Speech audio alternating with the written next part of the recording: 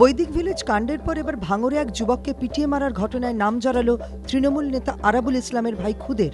খুনের ঘটনায় অভিযোগের তীর যাদের দিকে তারা খুদের অত্যন্ত ঘনিষ্ঠ বলে জানা গিয়েছে।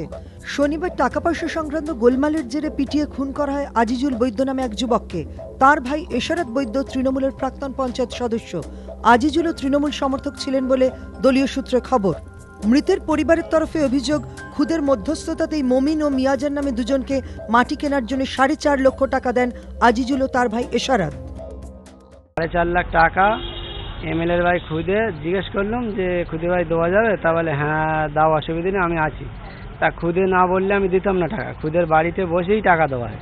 4.5 লাখ টাকা দিয়ে সেই মাটি আমাকে দিল না, মাটি অন্য জায়গায় মোটামুটি ও নিজেই ব্যবসা করলো, মাটি আমার দিল না। কিন্তু প্রতিশ্রুতি মতো মাটি না পেয়ে টাকা ফেরত চাইতে গেলেই গোলমালের সূত্রপাত। এদিন টাকা চাইতে গেলে দুপক্ষে তুমুল তর্কাতর্কি হয় বলে আজিজুলের পরিবারের তরফে দাবি। তখনকার মতো গোলমাল মিটে গেলেও পরে এক আত্মীয়ের বাড়ি থেকে ফেরার সময় অতর্কিতে আজিজুলকে বাঁশ দিয়ে মাথায় আঘাত করা হয়। গুরুতর আহত অবস্থায় প্রথমে তাকে একটি স্থানীয় নার্সিংহোমে ও পরে এসএসকেএমে নিয়ে আসা হয়। সন্ধ্যে 6টা নাগাদ তার মৃত্যু হয় বলে খবর। নম্বর পঞ্চায়েতের সামনে নিয়ে এবারে কথা কাটাকাটি হচ্ছে, আমার এরকম ফাঁকা রাস্তায় ধাক্কা মেরে ফেলে দেয়। দেওয়ার পরে এবার আমার দাদারা ছিল, বলে মারছিস কেন? তা বলে না টাকা দেবো না, কী করার আছে।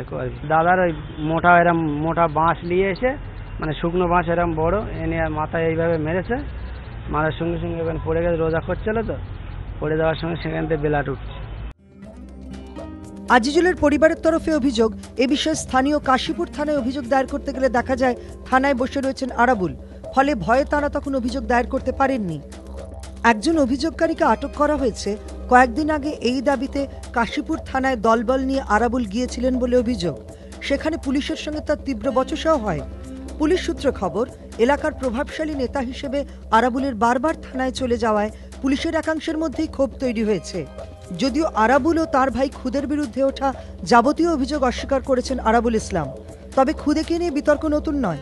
এর আগে 2009 বৈদিক ভিলেজ কাণ্ডে জড়িত থাকার অভিযোগ ছিল আরাবুলের ভাই খুদে ওরফে আজিজুলের বিরুদ্ধে।